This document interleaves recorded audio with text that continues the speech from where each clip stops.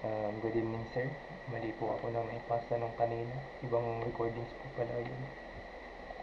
Ulitin ko na lang po yung recordings ng akin, sir. So, ayun, sir. Finalo ko lang po yung video po na pinost niyo po. And then, gladly na gawa ko naman po siya. Kaya, I'm here to explain, sir. Yung Laravel, anong tawag dito? Yung Laravel database ko po. Which is yung i-migrate ko is CRUD. And then yung nasa database migration ko naman po, sir, is nag-create po ako kanina. Before I start, nag-create po ako ng PHP artisan make model users tapos MC MCR ata or MC lang. Then automatically mag-create na po siya nung yan yung sa users, pero subject po yung sa pinalit ko po. And then yung sa ano niya rin sa model ay sa controller niya rin yung sa subject na yan. And then yung sa model niya na subjects, yan, ito po yun. Okay, first, sir, is I'm going to explain the routes of my, same as yung sa inyo po kanina. The first is the index. The default, which is, i-open ko na lang po siya po, PHP artisan. And then, malapit na mag-turn. And ito po yung default, which is yung sa index.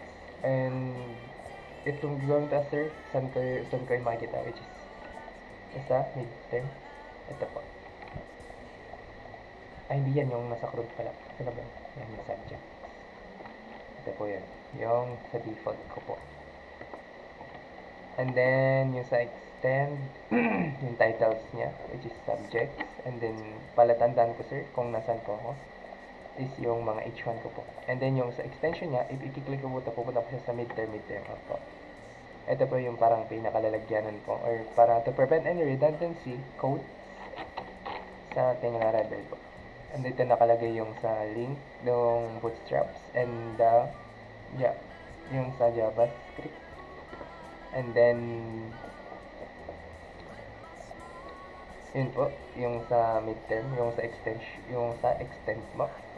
Yung content niya, which is parang same as body nung nandito. Pero, ang pag-call out dito is section. Tapos, yung end section.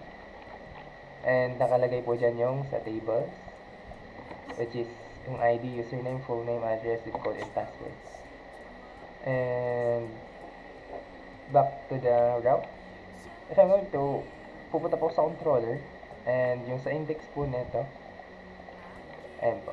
Yung public function niya is ito. And then, pagka clinic or nag-open man tayo ng PHP Artisan, dito po tayo pupunta. Magre-return view po siya dyan, which is yung default. And then, same. So and so forth. Yung create naman po is for creation, which is ito.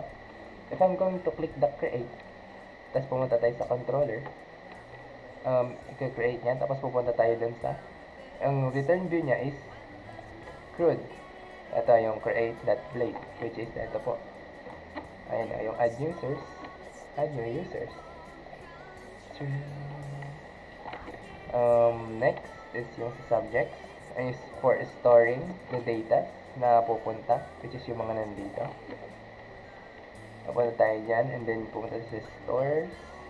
Ito yung mga stores niya, or yung fillable. Binabalidate niya yan. Kumbaga, andyan, yan yung mga kailangan required na fill upan ng user po natin, which is yung nandito. Yan, yung mga to. Yan. And then, yung sa zip code, chuchubas, and then magre-return siya into default. So, if ever man na mag-fill up ako dito ngayon, which is my name lang din, and then yung ating yan, and then palitan ko lang ito ng Carl para merong presentation ng user ko, and then password, nagigit tayo ng 1, 2, 3. So, I'm going to submit that. Ayan po, lalabas siya dito. Yun yung sa create. And then, pag nag-create tayo, and then yung back button, nagka-function siya ng maayos. And then, pag in-update yan, and then nilagyan ko to ng Sherwin. Yan. And then, ito, lagyan ko ng Pumaras. Ito, let's create a Dao street where I grew up. And then, lagay tayo ng 00 para ma-indicate na nagpalit. And then dito, lagay tayo ng 000. And then, ayan, nagpalit siya into card Sherwin. Yung full name ko, nagkaroon ng last name. And then, yung address ko. And then, mag-create lang ulit ng panibago.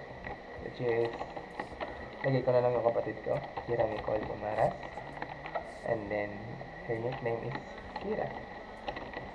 And then, yung email niya is Kira Nicole Pumaras at gmail.com. Address, same. Lumaki kami sa Dao. And then, paglagay tayo ng 1, 2, 3. Ayan. Kira grew up dun. And then, syempre, maglalagay tayo ng indication na nag-update siya. Ayan.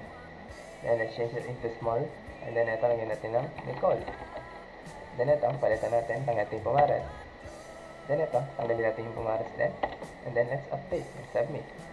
There, nagbago po siya. Yan yung function, sir.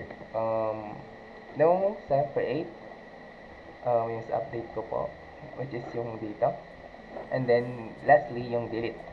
Once I click the delete, dapat magdi-delete po siya. Dito po. And I-delete siya. And then, no data found. That's also for my presentation. I just followed your instruction and the tutorial of your videos. I hope ganun pong mais po sa ginawa. Thank you po.